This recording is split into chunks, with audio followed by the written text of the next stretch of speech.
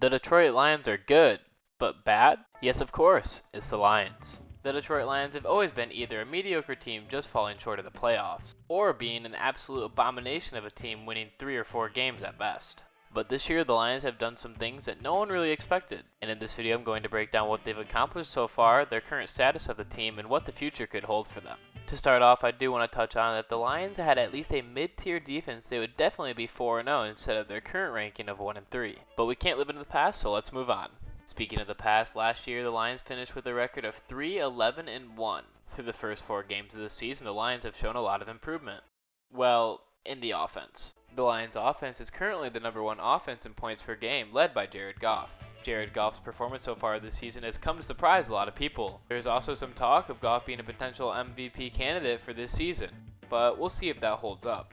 There were a lot of people that hated Goff going into this season, but he's now leading the #1 offense in the NFL. Goff is currently in first place with 11 passing touchdowns, tied with Patrick Mahomes and Lamar Jackson. He is third in the NFL for passing yards with 1,126 and has a 3.2% sack rate, which is second in the NFL. In Week 1, the Lions took on the Eagles, who are now 4-0. The Lions played from behind for most of this game, but it was close at halftime, with the Eagles being up only 24-14. Then in the third quarter, the Lions defense continued to be unable to stop Jalen Hurts and the Eagles offense. The Eagles then shot out to a 38-21 lead, but the Lions offense wasn't done. Jared Goff then led the Lions to a few more touchdowns, lowering the Eagles' lead to only 3 in the fourth quarter. But, as the story of the Lions season so far, the defense was unable to stop Philadelphia when it counted, or pretty much at all throughout the game. And then the Eagles ran out the clock to a 38-35 win.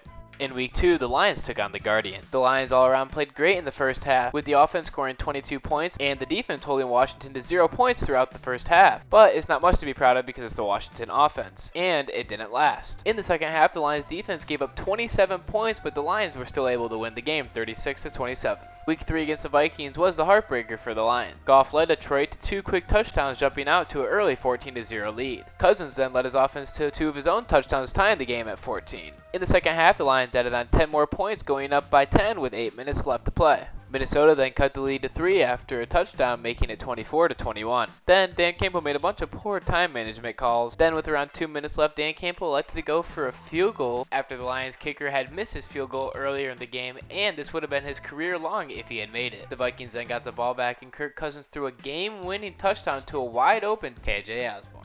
Truly sad. In Week 4, the Lions faced up against the Seahawks. And to be honest, there's not much to cover. Sum it up, the Detroit offense scored 45 points and still lost the game. This was because the Detroit defense gave up 48 points because they were unable to even stop the Seahawks offense just once throughout the game. The Detroit offense has actually shown that they are really good, being first in the league with points per game, first in the league with yards per game, and 6th in the league with rushing yards per game. But when you look at Detroit's defense, it's actually comical how bad they really are. As I stated earlier, Detroit's defense ranks last in the league with points per game, giving up 35.3 points per game. Just to show you some perspective to see how far this is from any other team, in the second to last place, Seattle has given up only 28.8 points per game, around a 7-point difference from Detroit. Detroit's defense has also given up touchdowns in 86.7% of opponents' red zone trips. This is actually pretty impressively bad if you think about it, due to the fact that you have a shorter field to cover.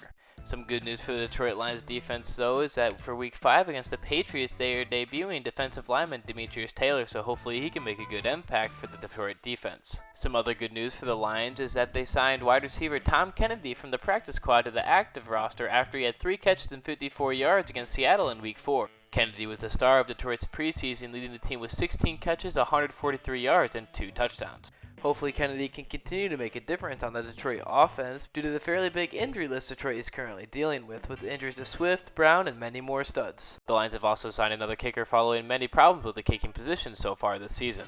I now want to look at the future of the Lions season and make some predictions as what I think will happen throughout the season. Looking at the Lions' upcoming 3 games, they have a potential to play backup quarterbacks for all 3 games. This doesn't mean much though, with Bailey Zappe taking Green Bay to overtime in Week 4, and Teddy Bridgewater destroyed Detroit last season.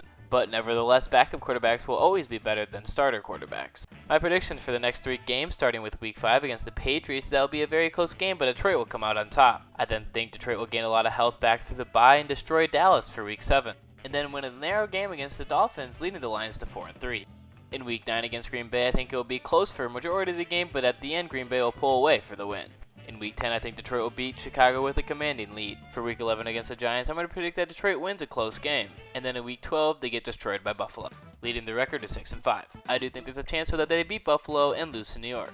Through these 3 games, I think Detroit will beat the Jets and Jaguars, but lose to the Vikings again. I think the Lions will finish up their season by beating the Bears, losing to the Packers, and losing a heartbreaker to the Panthers. My final prediction is that the Lions will go 9-8 to finish their season, but I could be totally wrong. Please comment what you think below.